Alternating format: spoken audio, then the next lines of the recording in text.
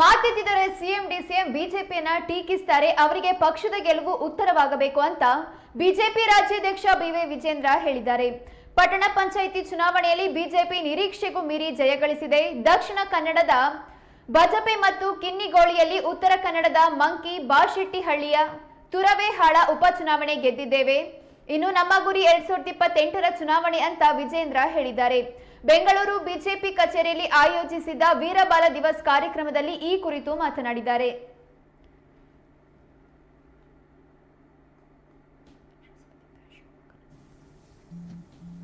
ನಮ್ಮ ನಿರೀಕ್ಷೆಗೂ ಮೀರಿ ಭಾರತೀಯ ಜನತಾ ಪಾರ್ಟಿ ಯಶಸ್ಸನ್ನ ಕಂಡಿರುವಂತದ್ದು.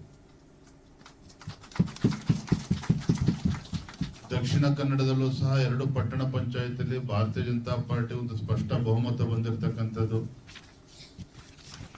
ಬಜಪೆ ಮತ್ತು ಕಿನ್ನಿಗೋಳಿ, ಬಜಪೆನಲ್ಲಿ ಟೋಟಲ್ 19 ವಾರ್ಡ್ಗಳಿರುವಂತದ್ದು, ಅದರಲ್ಲಿ 11 ವಾರ್ಡ್ ಬಿಜೆಪಿ ಗೆದ್ದಿರುವಂತದ್ದು.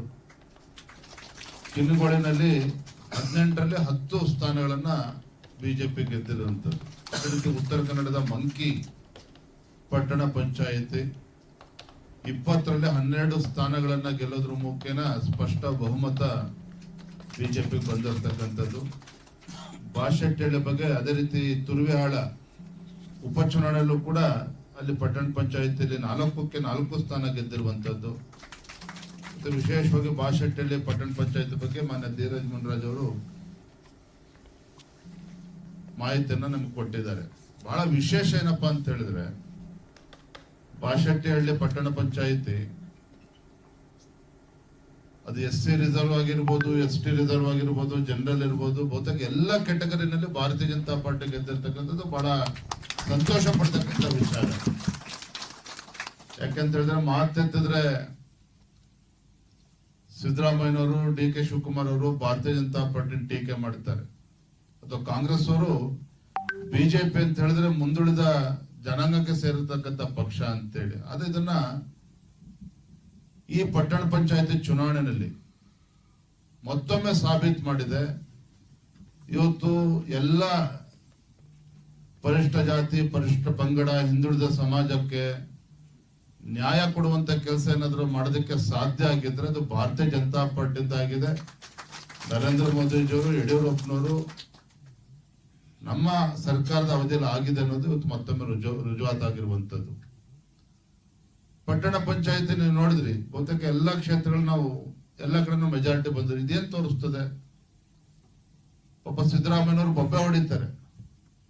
ಕಳೆದ 2.5 ವರ್ಷದ ಅವರ ಆಡಳಿತ ಅವಧಿ ಯಾವ ರೀತಿ ಇವತ್ತು ಜನ ಶಾಪ ಆಗ್ತಾ ಇದ್ದಾರೆ ಅಂತ ಹೇಳಿದ್ರೆ, ಪಟ್ಟಣ ಪಂಚಾಯತ್ ಫಲಿತಾಂಶವೇ ಒಂದು ರೀತಿ ದಿಕ್ಸೂಜಿ ಅಂತ ಹೇಳಿದ್ರು ಕೂಡ ತಪ್ಪಾಗ್ಲಾರ್ದು. ರಾಜ್ಯದಲ್ಲಿ ಯಾರು ಕೂಡ ಸಂತೋಷವಾಗಿಲ್ಲ ಕಾಂಗ್ರೆಸ್ ಸರ್ಕಾರದ ಬಗ್ಗೆ. ಸಾಕಷ್ಟು ನಿರೀಕ್ಷೆಗಳನ್ನು ಹುಟ್ಟಾಕಿದ್ದಂತ ಕಾಂಗ್ರೆಸ್ ಪಕ್ಷ ಅಧಿಕಾರಕ್ಕೆ ಬಂದ 48 ಗಂಟೆಗಳಲ್ಲಿ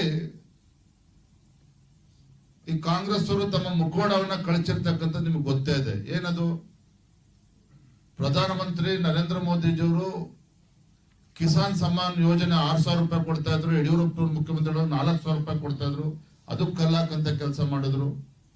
ಬಸವರಾಜ ಬೊಮ್ಮಾಯಿಜಿಯವರು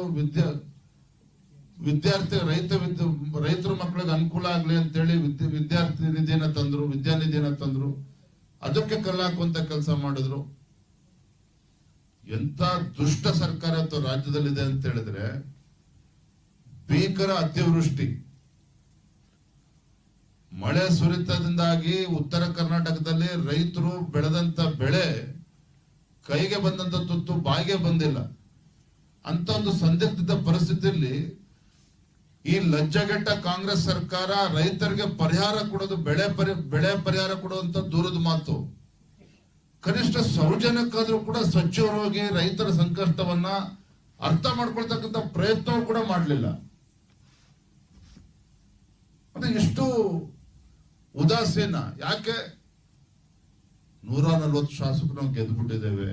137 ಗೆದ್ರು, 3 ಬೈ ಎಲೆಕ್ಷನ್ ಗೆದ್ದು ಬಿಟ್ರು. 140 ಶಾಸಕರಿದ್ದಾಗ ಸಂಪೂರ್ಣ ಬಹುಮತ, ಅಬ್ಸಲ್ಯೂಟ್ ಮೆಜಾರಿಟಿ ಇದ್ದಾಗ ನಮ್ನ ಯಾರು ಕೇಳ್ತಾರೆ? ಹಾಗಾದ್ರೆ ಈ ಅಧಿಕಾರದ ಮದ, ಅಧಿಕಾರದ ದರ್ಪ ಇವತ್ತು ಸರ್ಕಾರ, ಮುಖ್ಯಮಂತ್ರಿ, ಕಾಂಗ್ರೆಸ್ ಸರ್ಕಾರಕ್ಕೆ ಈ ರೀತಿ ಮಾಡಿಸ್ತಾ ಇರುವಂತದ್ದು ನೋಡಿ. ಮೊನ್ನೆ ಬೆಳಗಾವಿನಲ್ಲಿ ಚಳಿಗಾಲದ ಅಧಿವೇಶನ,